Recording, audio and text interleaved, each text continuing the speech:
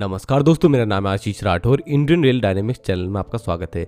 अगर आज आप मेरे चैनल पर नए आए, कंटेंट पसंद आए तो सब्सक्राइब करना मत भूलिएगा। दोस्तों, पिछले 1-1.5 साल में भारतीय रेलवे में कई ट्रेन एक्सीडेंट्स भी हुए और आज भी हाल ही में 2 एक्सीडेंट और हुए हैं। इन एक्सीडेंट के साथ में ही इन 1-1.5 साल के वक्त में भारतीय रेलवे में ट्रैक के साथ छेड़खानी और साबोटाज भी बहुत ज़्यादा हुआ।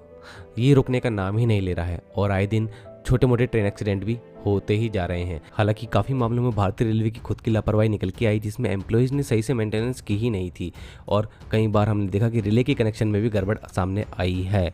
तो ये सब चीज़ें भी हो रही हैं। तो ऐसे में काफ़ी सवाल उठते हैं भारतीय रेलवे के ऊपर। अब कई चीज़ ऐसे हैं जो भारतीय रेलवे को भी समझ में नहीं आ रही कि क्या किया जाए, क्योंकि ट्रैक के साथ छेड़खानी, इतने लंबे हमारे ट्रैक है भारतीय रेलवे की, कहीं पर भी कभी भी हो सकती है। लॉन्ग टर्म के हिसाब से भारतीय रेलवे को एक बड़ा सॉल्यूशन मिल तो गया है कि AI बेस्ड 75 लाख कैमरा भारतीय रेलवे में ट्रेन्स में और रूट्स पर इंस्टॉल किए जाएंगे, लेकिन उसमें टाइम लगेगा। तो अभी के लिए कुछ और भी सॉल्यूशंस चाहिए होंगे उस टाइम के बीच में। और ऐसे में भारतीय रेलवे ने छोटे मोटे कदम उठाने की कोशिश करी कि ट्रैक मित्र बनाया जाए, जिससे कि आसपास गांव के रह रहे लोगों को ही ये काम दे दिया जाए कि वो ट्रैक की निगरानी करते रहें जब भी उनको मौका मिले। और कोई भी ऐसी संदिग्ध अगर परिस्थिति उनको दिखती है ट्रैक के ऊपर, तो वो जरूर से RPF को कांटेक्ट करें। तो उनको भी ट्रेनिंग दी जा रही है आसपास के गाँव में जहाँ पर भी ज़्यादा घटनाएं हो रही हैं।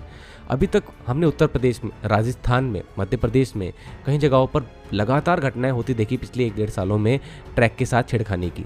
कहीं सिलेंडर रखा मिलता है तो कहीं पर सरिया रखा हुआ मिलता है। तो अब उत्तराखंड में लगातार ये घटनाएं बढ़ती हुई मुझे दिख रही हैं। उत्तराखंड के हरिद्वार, देहरादून, ऋषिकेश रूट पर मैं काफ़ी सफ़र करता रहा हूं।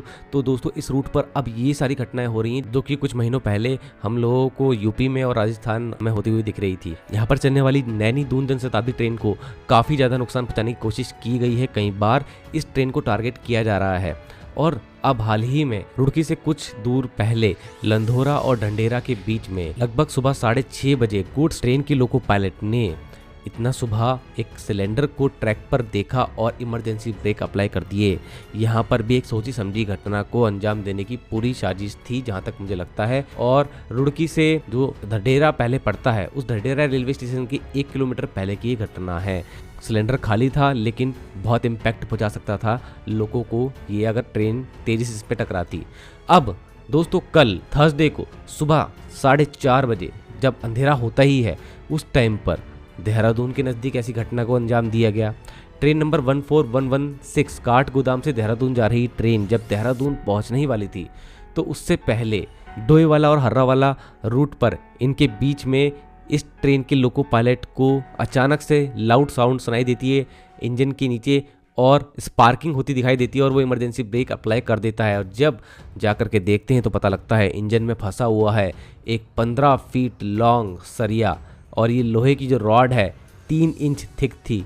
तो रुड़की वाले इंसिडेंट के 5 दिन बाद ही देहरादून में ऐसा हो जाना, मतलब कि रुड़की हरिद्वार देहरादून रूट पर लगातार इस तरह की घटनाएं हो सकती हैं आने वाले दिनों में, क्योंकि ये जो भी गिरोह है ये सोची समझी साजिश के तहत काम कर रहा है।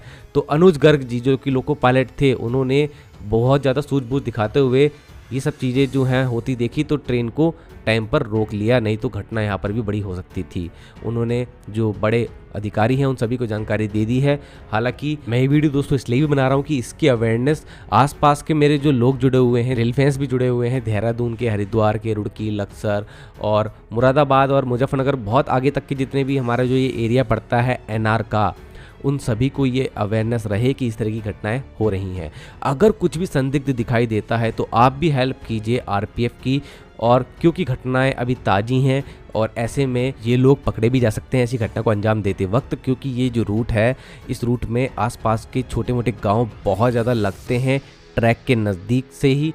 और हो सकता है कि कोई ऐसा व्यक्ति है जो चाहता है कि यहाँ पर भी ऐसा कुछ हो, जो कि कानपुर में हमने होता हुआ देखा। दोस्तों, इस तरीके की संदिग्ध चीज़ें आप लोगों को भी कभी दिखी हैं ट्रैक पर, जरूर से मुझे कमेंट सेक्शन में बताना, और आपने क्या किया था वो भी ज़रूर से बताना। और आपने दोस्तों के साथ ज़रूर इस वीडियो को शेयर करना और अवेयर करते रहिए। जितना अवेयरनेस रहेगी उतना ही इन सब चीज़ों को रोका भी जा सकता है। हालाँकि इन सब चीज़ों के लिए भारतीय रेलवे को कुछ और पुख्ता इंतजाम ज़रूर से करने चाहिए, चाहे उसमें टेक्नोलॉजी की भी मदद क्यों ना लेना पड़े। तो इन सब चीज़ों को ज़रूर से मैं कवर करता रहूँगा। चैनल के साथ बने रहिएगा। आज के लिए इतना ही। वंदे मातरम। भारत माता की जय।